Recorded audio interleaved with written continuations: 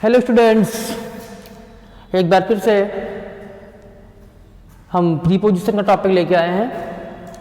जैसा कि पिछली वीडियो में हमने पढ़ा था प्रीपोजिशन के डेफिनेशन के बारे में और उनके जो काइंड्स थे, उन काइंड्स को हमने कुछ शब्दों में समझा था कि किस प्रकार की प्रीपोजिशन को हम कौन सा प्रीपोजिशन कह सकते हैं, उसका क्या नाम दे सकते हैं। बट स्टूडेंट, आज हम लोग पढ़ेंगे प्रत्येक प्रीपोजिशन की डेफिनेशन पढ़ेंगे और उसमें कुछ प्रीपोजिशन को भी जानेंगे और उनके यूज भी हम सीखेंगे। सब लोग तैयार हैं और ध्यान से सभी प्रीपोजिशन के डेफिनेशन को पढ़ें। तो सबसे पहला जो डेफिनेशन होता है वो है यहाँ पे सिंपल प्रीपोजिशन का। और सिंपल प्रीपोजिशन जो होता है, हमने उस दिन आपको बताया था, कुछ ही शब्दों में बता दिया था कि जो सिंपल प्रीपोजिशन होते हैं ये सिंगल वर्ड में यूज होते हैं और ये ओरिजिनल फॉर्म होते हैं किसी भी प्रीपोजिशन का। तो जैसा कि लिखा है, simple preposition the preposition that is used in original form and in single word is called simple preposition. जैसा कि हम समझ गए कि वह प्रीपोजिशन या वह प्रीपोजिशन जो यूज किया जाता है इन ओरिजिनल फॉर्म, मूल रूप में। कहने का मतलब जो प्रीपोजिशन होता है उसका जो मूल रूप होता है, जो ओरिजिनल फॉर्म होता है, उस फॉर्म में यूज होता है। एंड इन सिंगल वर्ड, और सिंगल वर्ड में यूज होता है, इज कॉल्ड सिंपल प्रीपोजिशन। उसे हम सिंपल प्रीपोजिशन कहते हैं। तो इसमें कुछ प्रीपोजिशन आपको बताया गया, जैसे एट में आपको दो लेटर मिल सकते हैं, बट यहाँ पे कोई दो वर्ड आपको नहीं दिख रहे होंगे।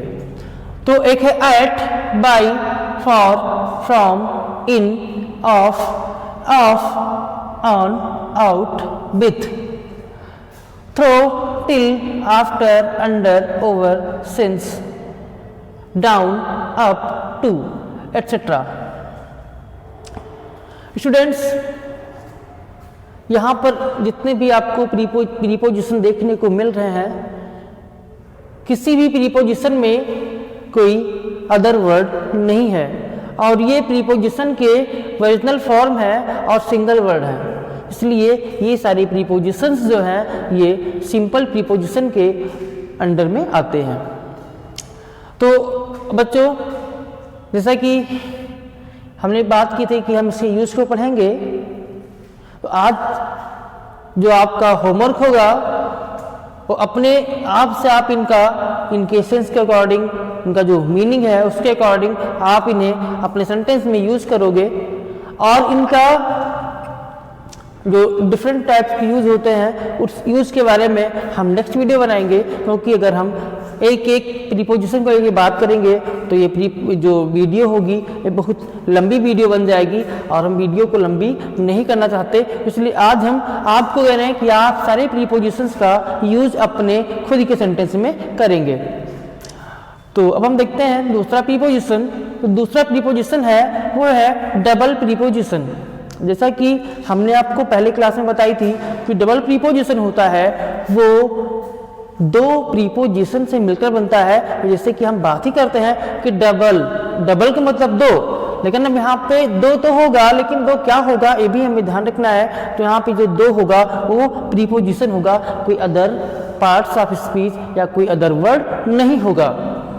तो इसकी डेफिनेशन है the preposition that is made with to different prepositions is called double preposition. कहने का मतलब वह प्रीपोजिशन जो बनाया जाता है या जो बनता है विथ टू डिफरेंट प्रीपोजिशन, दो अलग अलग प्रकार के प्रीपोजिशन से जो मिलकर के बनाया जाता है, इज कॉल्ड डबल प्रीपोजिशन। उसे डबल प्रीपोजिशन कहा जाता है। अब यहाँ पे बच्चों हम कुछ प्रीपोजिशन को देख लेते हैं। आप यहाँ पे देखेंगे जितने प्रीपोजिशन यहाँ पे लिखे गए हैं सब में दो प्रीपोजिशन जुड़े हुए हैं। सबसे पहले बात है इनटू की, तो इनटू में एक प्रीपोजिशन है इन, आप ऊपर देख सकते हो इन एक सिंपल प्रीपोजिशन था और एक टू भी सिंपल प्रीपोजिशन था। तो दो सिंपल प्रीपोजिशन मिल करके, दो ओरिजिनल प्रीपोजिशन मिल करके यहाँ पर एक नए प्रीपोजिशन की रचना कर रहे हैं। कहने का मतलब जब दो सिंपल प्रीपोजिशन मिल जाए और कोई दूसरा प्रीपोजिशन बन जाए तो वो हो जाएगा डबल प्रीपोजिशन।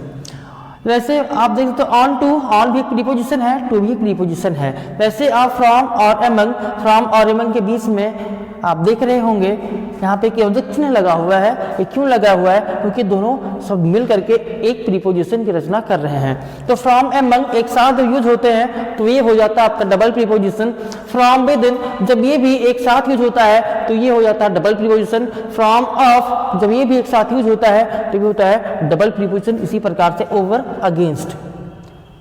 बच्चों ये थे आपके डबल प्रीपोजिशन के कुछ प्रीपोजिशन आपको बताया गया। आपको इनका यूज भी अपने सेंटेंस में करना है। अभी इसके यूज के बारे में हम आपको कुछ नहीं बता रहे, बट आप इसके सेंस के अकॉर्डिंग, इनका जो मीनिंग है उसके अकॉर्डिंग आप इसका अपने सेंटेंस में यूज करोगे और वो आप ग्रुप में सेंड करोगे या जितना हो सके आप कमेंट में आप अपनी प्रॉब्लम या उससे बनाकर कोई सेंटेंस लिख सकते हैं।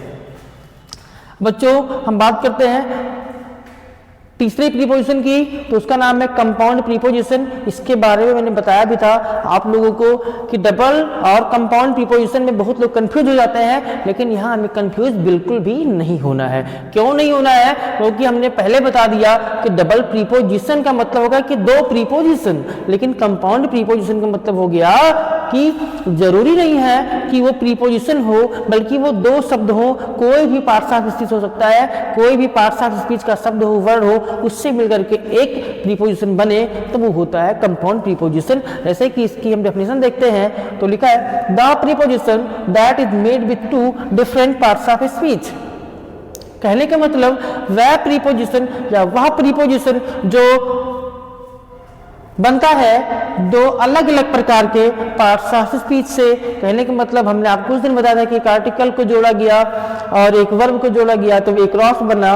वैसे एक अबाउट में भी दो वर्ड आपको दिख सकते हैं, अमिट्स में भी दो वर्ड दिख सकते हैं, अ प्लस मिट्स, बिफोर में भी दो वर्ड दिख सकते हैं, बी प्लस फोर, बीनीथ में भी दो वर्ड दिख सकते हैं, बी प्लस नीथ, बिटवीन में दो वर्ड मिल सकते हैं, बी बेट प्लस विन, यहाँ पे अबव में दो वर्ड मिल सकते हैं, बिहाइंड में दो word be plus hind, beside में बी साइड, बियॉन्ड में बियॉन्ड। आपको हर वर्ड में दो वर्ड मिल रहे हैं और हमने बताया यहाँ पे ये निश्चित नहीं है कि इसमें वो दो वर्ड क्या हो सकते हैं। वो एक आपका आर्टिकल भी हो सकता है, वो आपका आर्टिकल से वर्ब भी आ सकता है या कहीं दो वर्ब भी साथ में आ सकते हैं। तो कहने का मतलब आपको ये ध्यान रखना है कि वो दो अलग अलग प्रीपोजिशंस नहीं होने चाहिए, बल्कि दो अलग अलग डिफरेंट टाइप्स के पार्ट्स ऑफ स्पीच होने चाहिए और वो प्रीपोजिशन का काम कर रहे हो तो उसको कहेंगे हम कंपाउंड प्रीपोजिशन। तो कहा गया the preposition that is made with to different parts of speech, वह प्रीपोजिशन या वह प्रीपोजिशन जो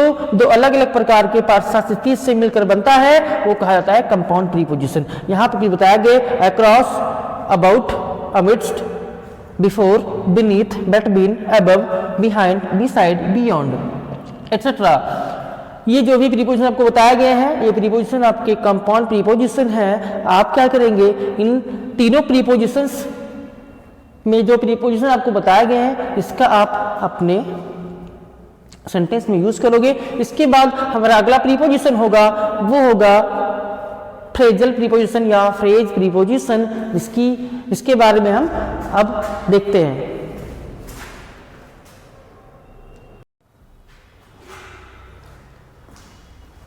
जैसा कि बच्चों फ्रेज प्रीपोजिशन से पहले हम पढ़ चुके हैं, सिंपल प्रीपोजिशन, डबल प्रीपोजिशन और कंपाउंड प्रीपोजिशन। फोर्थ काइंड होता है प्रीपोजिशन का वो है फ्रेज प्रीपोजिशन। बच्चों फ्रेज का मतलब क्या होता है? मैंने इससे पिछले वाली वीडियो में आपको बताया था कि फ्रेज का मतलब होता है a group of words that does not make it's complete sense. अब मैंने आपको ये क्यों बताया कि a group of words that does not complete it's complete sense, क्योंकि बेटा जो सेंटेंस होता है वो भी ग्रुप ऑफ वर्ड्स ही होता है, बट वो कंप्लीट सेंस दे पाता है, इसीलिए सेंटेंस होता है। लेकिन जो फ्रेज होता है ये भी ग्रुप ऑफ वर्ड्स ही है, ये भी शब्दों का एक समूह ही है, लेकिन ये फ्रेज कहलाता है। क्यों? क्योंकि ये अपना पूरा सेंस प्रकट नहीं कर पाता, अपना पूरा अर्थ नहीं प्रकट कर पाता है। तो फ्रेज का मतलब हो गया शब्दों का समूह। तो अब आप समझ गए होंगे कि फ्रेज प्रीपोजिशन का मतलब क्या होता है। मतलब ये होगा कि शब्दों का समूह अगर इसका मतलब होता है, तो आप समझ गए होंगे कि जब प्रीपोजिशन का यूज हम फ्रेज के रूप में करेंगे, शब्दों के एक समूह के रूप में करेंगे, तो उसको कहा जाएगा फ्रेज प्रीपोजिशन। तो बच्चों हम सबसे पहले इसके डेफिनेशन को पढ़ेंगे। The preposition that is made of 2 or more words, वह प्रीपोजिशन जो 2 या 2 से अधिक शब्दों से बनाया जाता है, इज कॉल्ड फ्रेज प्रीपोजिशन, वह फ्रेज प्रीपोजिशन कहलाता है। अब इसमें कुछ आपको फ्रेज प्रीपोजिशन बताए गए हैं जिनके यूज आपको अपने सेंटेंसेस में करना है, इनके सेंस के अकॉर्डिंग। पहला होता है अकॉर्डिंग टू, के अनुसार इसका अर्थ होता है। अब इसका यूज कर लेंगे। उसी प्रकार से आपका है अलॉन्ग विथ, यहाँ पे हम देखा था अकॉर्डिंग टू में एक वर्ड है अकॉर्डिंग, दूसरा वर्ड है टू, दूसरे प्रीपोजिशन में भी 2 वर्ड है अलॉन्ग और विथ। फिर है बिकॉज ऑफ, बिकॉज है ऑफ है। फिर है by means of, by means of, by reason of, by virtue of, by way of, for the sake of, in addition to। यहाँ पे बच्चों in behalf of भी हो सकता है, on behalf of भी हो सकता है। अर्थ ये होता है कि संबंध में, in comparison of की तुलना में, in course of, इसमें भी आपके 3 वर्ड है इन, कोर्स और ऑफ, ये भी आपका एक फ्रेज प्रीपोजिशन है। फिर है इन फेवर ऑफ, इसमें भी 3 वर्ड है इन फेवर ऑफ, फिर in front of, in order to, in place of, in regard to, in spite of, instead of, on account of और ड्यू टू। तो कहने का मतलब बच्चों जितने भी प्रीपोजिशंस आपको बताए गए फ्रेज प्रीपोजिशन के अकॉर्डिंग, उन सभी प्रीपोजिशंस का यूज आपको अपने खुद के सेंटेंस में करना है, जो भी उसका सेंस है उसके अकॉर्डिंग। और आपको निरंतर लगातार आपको इससे प्रैक्टिस करते रहना है। नेक्स्ट वीडियो में आपको इनके कुछ यूजेस हम बताएंगे, सेंटेंसेस में यूज क्या होता है आपको बताया जाएगा। और सबसे लास्ट प्रीपोजिशन जो होता है वो है पार्टिसिपियल प्रीपोजिशन। पार्टिसिपियल प्रीपोजिशन, पार्टिसिपियल प्रीपोजिशन क्या होता है? तो पार्टिसिपियल प्रीपोजिशन की जो डेफिनेशन है वो यहाँ पे लिखी गई है कि the form of preposition, preposition का वह फॉर्म इन विच, जिसमें क्या होता है प्रेजेंट पार्टिसिपल, जिसमें प्रेजेंट पार्टिसिपल को क्या करते हैं इज यूज किया जाता है एज प्रीपोजिशन। कहने का मतलब वह प्रीपोजिशन का वह फॉर्म, प्रीपोजिशन का वह रूप जिसमें प्रेजेंट पार्टिसिपल को प्रीपोजिशन के रूप में यूज किया जाता है वो कहलाता है पार्टिसिपियल प्रीपोजिशन, उसे पार्टिसिपियल प्रीपोजिशन कहा जाता है। जैसा कि बच्चों मैंने पिछली वीडियो में आपको बताया था कि जो प्रीपोजिशंस होते हैं उनके 5 प्रकार होते हैं और जो लास्ट होता है वो है पार्टिसिपियल प्रीपोजिशन। मैंने इसके बारे में आपको बताया था कि पार्टिसिपियल प्रीपोजिशन क्या होता है, तो यहाँ पे साफ साफ लिखा हुआ है कि प्रेजेंट पार्टिसिपल ही यूज होते हैं पार्टिसिपियल प्रीपोजिशंस के रूप में। बट यहाँ पे बेटा जो पार्टिसिपल होते हैं, पार्टिसिपल जो होते हैं, अब वो पार्टिसिपल कितने प्रकार के होते हैं, किस पार्टिसिपल के यूज हम कर सकते हैं, मैंने ये भी आपको बता दिया था। एक बार फिर से आपको याद दिलवा देते हैं कि जो पार्टिसिपल होते हैं ये किसी भी सेंटेंस में नॉन फाइनाइट वर्ब का काम करते हैं। कहने का मतलब ये वर्ब के फॉर्म होते हुए भी सेंटेंस में वर्ब का काम नहीं करते हैं। और जो पार्टिसिपल होते हैं तो पार्टिसिपल 3 प्रकार के होते हैं और इसका यूज होता है ऐसे सिंपल सेंटेंस को बनाने के लिए जिसमें जो सब्जेक्ट होता है वो कॉमन होता है। तो अब यहाँ पे हम बात करते हैं कितने प्रकार के होते हैं। तो एक होता है प्रेजेंट पार्टिसिपल, दूसरा होता है पास्ट पार्टिसिपल, तीसरा होता है परफेक्ट पार्टिसिपल। तो प्रेजेंट पार्टिसिपल में हम यूज करते हैं वर्ब प्लस आईएनजी का और परफेक्ट में यूज करते हैं हैविंग के साथ में वर्ब की थर्ड फॉर्म। लेकिन ये एक्टिव के सेंटेंस में होता है। अगर कहीं पैसिव ऐसा सेंटेंस होता है तो वहां पे हमें यूज करना होता है हैविंग बीन प्लस वर्ब की थर्ड फॉर्म। लेकिन पास्ट पार्टिसिपल के रूप में यूज करते हैं हम वर्ब की थर्ड फॉर्म का। और पास्ट पार्टिसिपल जो होता है बच्चों इस सेंटेंस में एज एन एडजेक्टिव यूज किया जाता है। कहने का मतलब ये सेंटेंस में एडजेक्टिव का काम करता है, अर्थात ये किसी नाउन या प्रोनाउन की विशेषता बताता है। लेकिन यहाँ पे बात चल रही है पार्टिसिपल प्रीपोजिशन की और वहाँ बताया गया कि ये प्रेजेंट पार्टिसिपल के रूप में प्रयोग होता है। तो बच्चों यहाँ पे आप देख रहे होंगे कोई भी ऐसा प्रीपोजिशन नहीं है जिसमें आईएनजी फॉर्म ना जुड़ा हो। जैसे बैरिंग, बैर से बना बैरिंग, कंसीडर से बन गया कंसीडरिंग, इंक्लूड से बन गया इंक्लूडिंग, आईएनजी फॉर्म जुड़ गया। कंसर्न से बना है कंसर्निंग और यहाँ पे ड्यूरिंग में आईएनजी फॉर्म जुड़ा है, ये भी एक आपका पार्टिसिपल प्रीपोजिशन है। एक्सेप्टिंग में भी आईएनजी जुड़ा है, ये भी आपका पार्टिसिपल प्रीपोजिशन है। एक्सक्लूडिंग ये भी आपका एक पार्टिसिपल प्रीपोजिशन है। इंक्लूडिंग ये भी आपका एक पार्टिसिपल प्रीपोजिशन है। बच्चों यहाँ पे इंक्लूडिंग 2 बार आ गया है, इसे कोई दिक्कत नहीं है बट आपको हम यहाँ पे समझा दे रहे हैं एक्सक्लूडिंग और इंक्लूडिंग का मतलब क्या होता है। तो ध्यान रखिएगा जहाँ पे एक्स लग गया वहाँ पे किसके रूप में, तो प्रीफिक्स के रूप में अगर एक्स का यूज करते हैं तो उसका मतलब बाहरी आउटर चीजों से होता है। इंक्लूडिंग लग जाता है तो इनका मतलब आंतरिक चीज होता है। तो ध्यान रखना इनका मतलब इंटरनल और एक्स का मतलब एक्सटर्नल, तो ये हो जाता है एक्सक्लूडिंग बाहरी इंक्लूडिंग आंतरिक। तो कहने का मतलब क्या हो जाएगा, सम्मिलित करते हुए और यहाँ पे बाहर करते हुए इसका अर्थ निकल जाएगा। तो एक्स समझ लीजिए कहीं भी एक्स लगा हो ई एक्स समझ लो बाहरी चीज, बाहर की बात हो रही है, इन लगा हो तो अंदर की बात हो रही है। साफ समझ सकते हो ये इंटरनल होता है ये एक्सटर्नल होता है। ऐसे बेटा है pending, not standing, saving, respecting, regarding. चलिए बेटा कोई भी वर्ब होगा उसमें आईएनजी फॉर्म जोड़ करके आप उसे प्रीपोजिशन के रूप में यूज कर सकते हो। समझ गए बच्चों। तो इस प्रकार से हमारा कायन सा प्रीपोजिशन आज हमने उसको विस्तार से पढ़ा, डेफिनेशन को समझा, कुछ प्रीपोजिशन के बारे में हम जाना भी।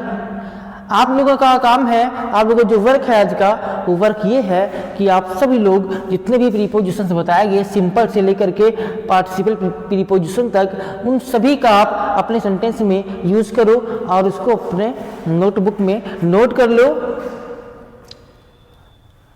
और आज की क्लास हम यही खत्म करते हैं। नेक्स्ट क्लास में हम इसके पढ़ेंगे यूजेस, क्योंकि बच्चों कुछ प्रीपोजिशंस ऐसे होते हैं जिनका जो मीनिंग होता है वो सेम होता है लेकिन उनका यूज अलग अलग तरीके से किया जाता है, अलग अलग स्थान पर किया जाता है। तो आपको ये समझाने के लिए हम नेक्स्ट वीडियो लेके आएंगे। आप अगर प्रीपोजिशन की अच्छी जानकारी चाहते हैं, प्रीपोजिशन का यूज समझना चाहते हैं, क्योंकि बच्चों जो प्रीपोजिशन जो हमारा टॉपिक होता है ये बहुत ही आज मुख्य हो गया है, इसलिए बहुत मेन है, बहुत मुख्य है, क्योंकि आज प्रीपोजिशन को किसी भी एग्जाम में पूछा जाता है। आप ले लीजिए तो आज कोई भी एग्जाम ले लो, कंपटीशन के एग्जाम ले लो बच्चों, वहां पे पार्टिसिपल अगर इंग्लिश उसमें इंक्लूड होता है तो पार्टिसिपल से